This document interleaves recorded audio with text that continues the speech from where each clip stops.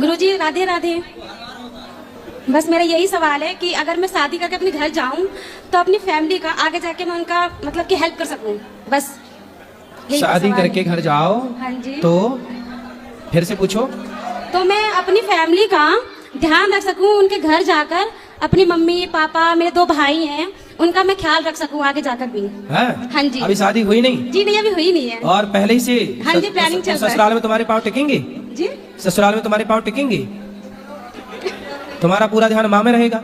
टिकेंगे, ऐसी बात नहीं है। नहीं, हमें तो नहीं लक्षण लग रहे हैं कि तुम टिका पाओगी पाँव। अब तुम अभी कह रही हो माँ बाप ना छूटे, माँ बाप का तुम्हारा भैया है? हाँ जी, 2 वो है। रखेगा ना तुम्हारी माँ का ध्यान। वो तुम रखेंगे। अपनी सास का ध्यान रखना, वो तुम मैं अपने रख- ससुर का ध्यान हाँ रखना, जी, पति का हाँ रखना। हाँ, हाँ। वहां जाके भी माँ की तरफ आई तो घर तुम्हारा बिगड़ जाएगा। जी जी बिल्कुल। हाँ। लेकिन फिर भी रखना पड़ता है ना, क्योंकि दोनों फैमिली दोनों लोग तो मेरे ही अपने होंगे ना।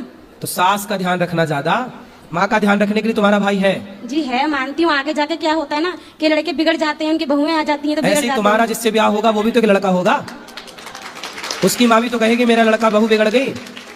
ऐसे ही है, तुम सारी बेटियां यदि माँ का ध्यान रखने लग गई, यदि तुम सारी बेटियां सास का ध्यान रखने लग जाओगी ना, तो अपने आप भारत में बिल्कुल स्वर्ग हो जाएगा हर घर।